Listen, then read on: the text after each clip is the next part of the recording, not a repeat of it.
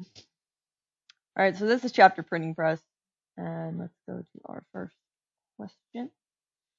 What was Dora's book called? The options are The End, The Skeletons, Apocalypse, The Death, or The Apocalypse. I guess I was feeling tricky.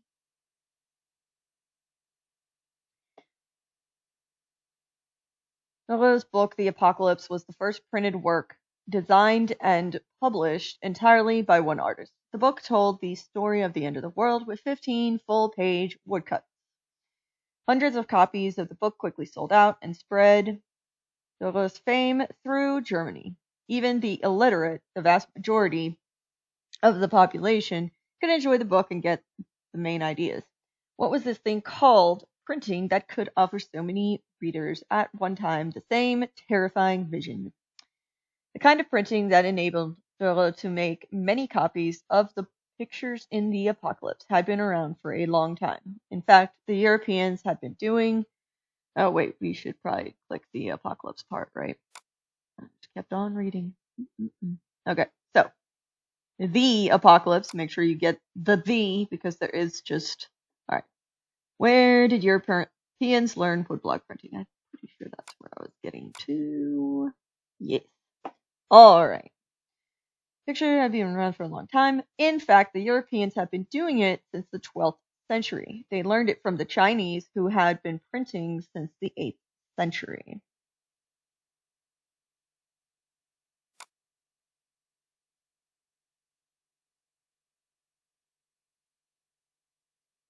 Alright, so Chinese. How many animal skins might go into the making of a Bible?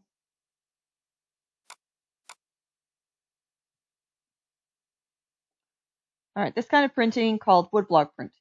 This kind of printing is called woodblock printing. An outline of a picture is cut into a block of wood. Then the rest of the wood is chipped away around the outline until only the original picture is raised. The block is then inked and pressed into paper. The printer could make many copies before the wood cracked. This worked well for making images, but it was not practical for pages of words. Not only was it hard to carve the thousands of tiny letters that made up a page of print, but the thousands also had to be cut in reverse. Because of the difficulty of carving letters, books in the Middle Ages were copied by hand. At first, scribes only had parchment to write on. Parchment is made of animal skin, so one copy of the Bible required about 100 calfskins or 300 sheepskins. 100 calfskins and 300 sheep. What was the process of embellishing the pages with exquisite tiny pictures and decorations painted in blue, red, green, and gold called?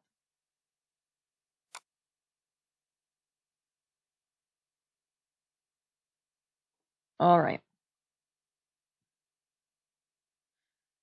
Remember also that the making of a book would take months because the scribe had to copy all the pages by hand. Scribes did not just copy the words either. They would often embellish the pages with exquisite tiny pictures and decorations painted blue, red, green, and gold. This process is called illumination.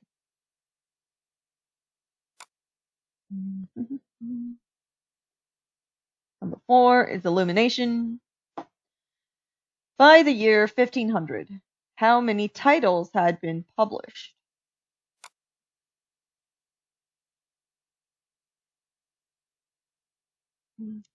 It's not surprising that books were tremendously expensive and rare. Most books were copied in monasteries, and that is where they tended to stay.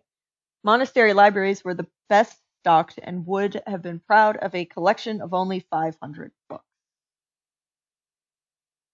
Hang on.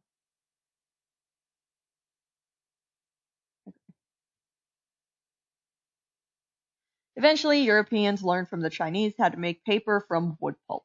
By the 15th century, they also learned how to mix ground charcoal and linseed oil to make a long-lasting printer's ink. Finally, it was a German goldsmith named Johann Gutenberg who perfected the making of movable movable metal type.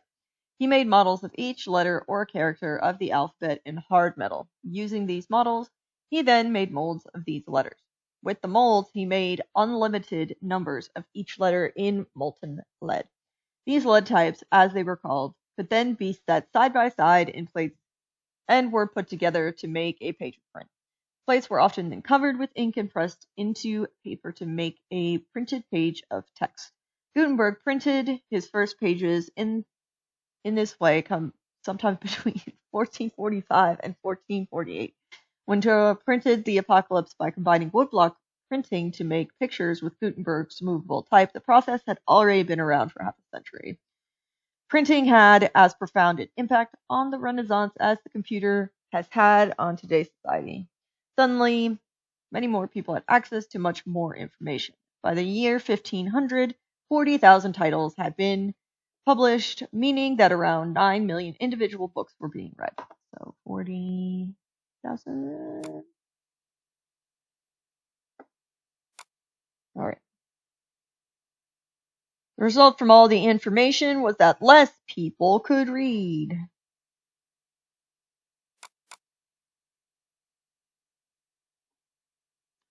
Over half these were religious books, but next on the list were ancient classics, grammar books, law books, astrology handbooks, encyclopedias, almanacs, and chivalric romances. Printing became a big business, employing thousands of people and involved huge amounts of money. What resulted from all of this information? A larger part of the population learned to read, and books were more affordable. Here.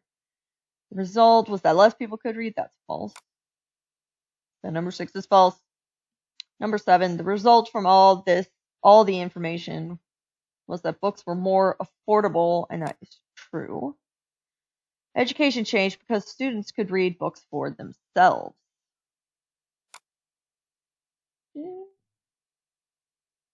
Here we go. Education changed because students could read books for themselves and did not have to rely on lectures of teachers for all their information.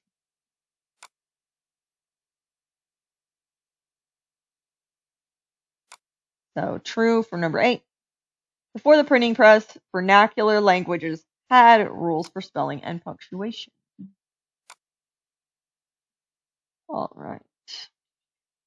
Yeah. All right. Languages other than Latin or Greek, like English, French, Spanish, and Italian, were standardized. Before printing, these so-called vernacular languages had no rules for spelling or punctuation. So this is false. Number 9 is false. Printing press spread Renaissance ideas throughout Europe.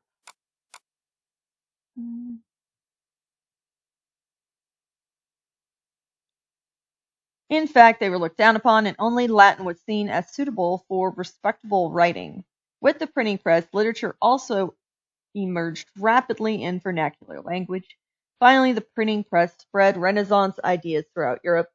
Through books, more people had access to the ideals of ancient Greece and Rome that had inspired the Renaissance. Other Europeans, besides Italians, could now learn to look closely at nature and to lead lives dedicated to human growth. More people could perfect their reading of Greek and Latin and take a new and closer look at the main influence of the age, the Bible. There are often drastically different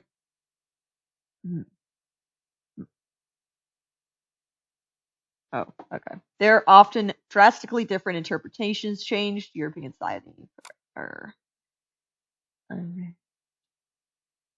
So number 10 is true.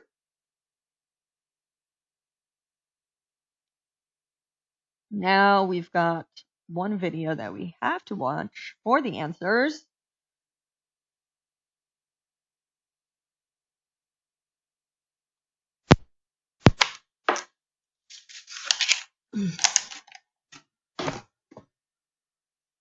All right. Hang on. Before we do that, let's go ahead and do the it's almost 8:30, so the face-to-face people can do their bathroom break or get ready for their bathroom break.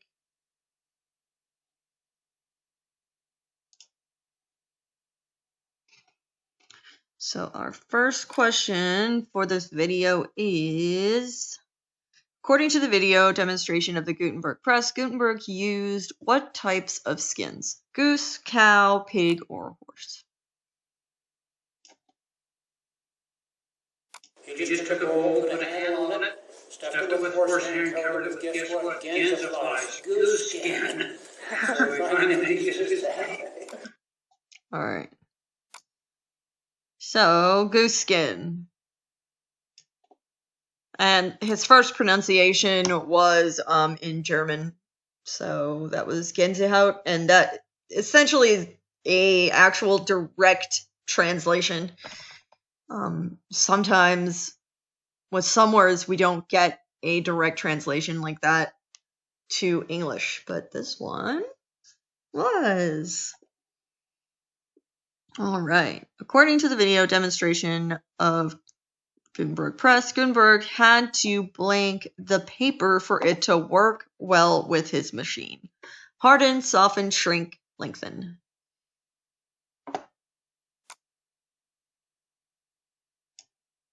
I don't know why he used goose skin, but it must have worked really well, because Bibles that are still in existence are just beautiful.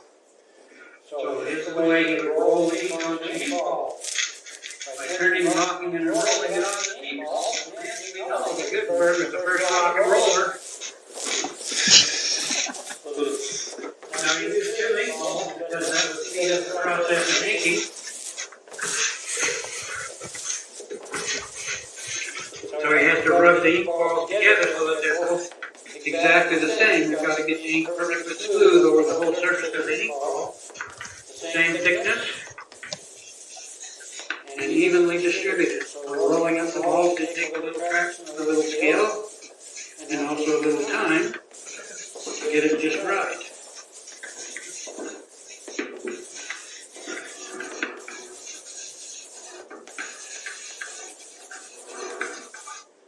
What do you think? That look pretty smooth? These are Gutenberg lollipops. How's that look? Nobody likes licorice. Okay. Now we have to come straight down with the ink balls to get the ink just on the tops of those letters.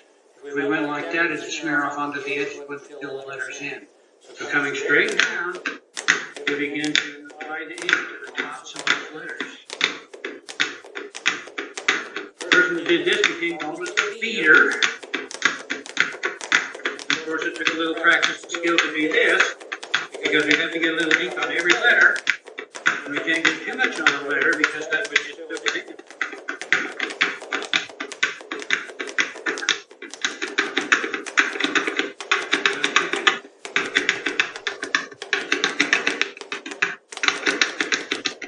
To get a good impression of the guy. Take a little time here to get it my way.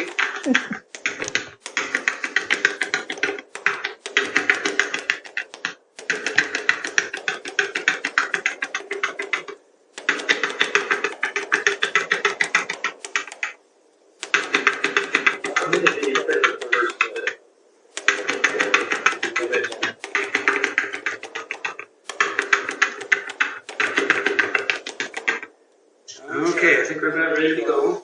What's the next?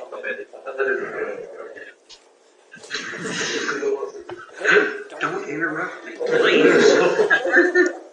Okay, now I forgot where I was at. You're asking us the next step. Okay. What's the next thing he has to have to print on? Paper. Well, something to print on. He printed about 180 copies of that first Bible, 40 of them on animal skin, and the rest of them he was able to print on paper. Paper had just been invented in China and had come to Europe through Italy. Now the paper was being made for the scribes, and so it was hard and slick. It didn't work very well with Gutenberg's oil-based ink. So we had to soften the paper by damping it. Now, I knew that. All right, so that was softening.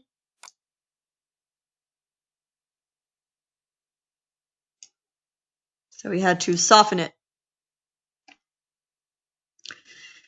All right. According to the video demonstration of Gutenberg Press, the person who pulled the handle on the printing press was called the...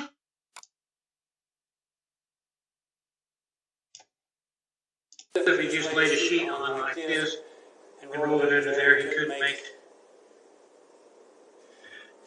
And roll it into...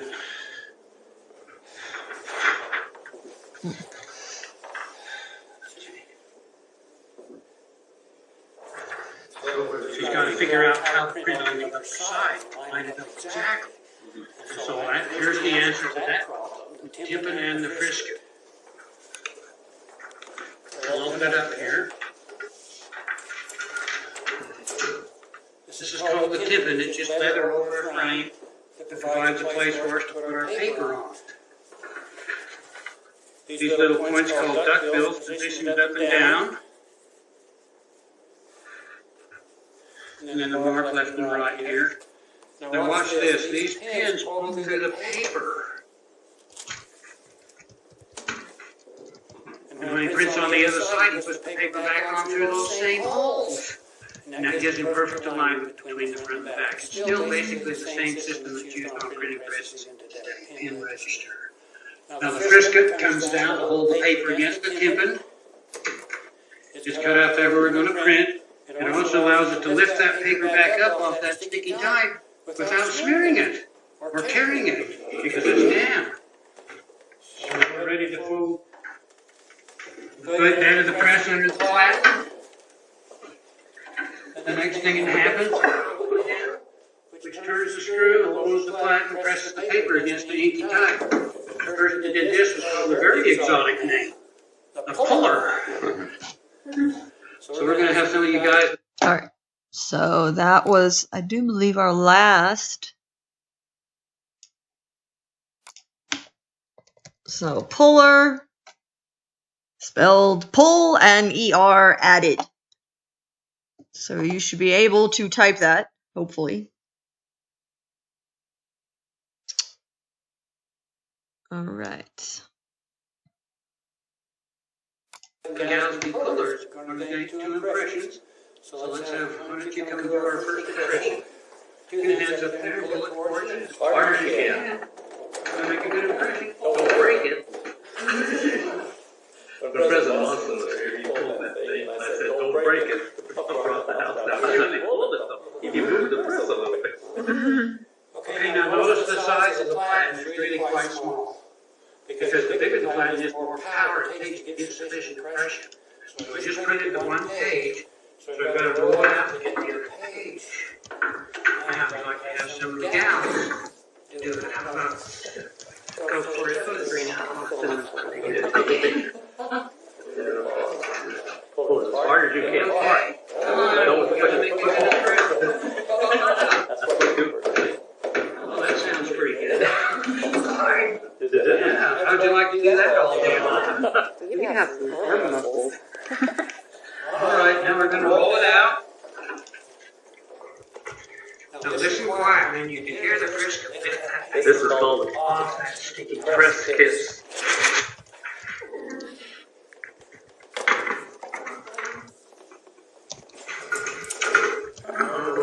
You did pretty good. Wow. You did a pretty good inking job and a pretty good pulling job.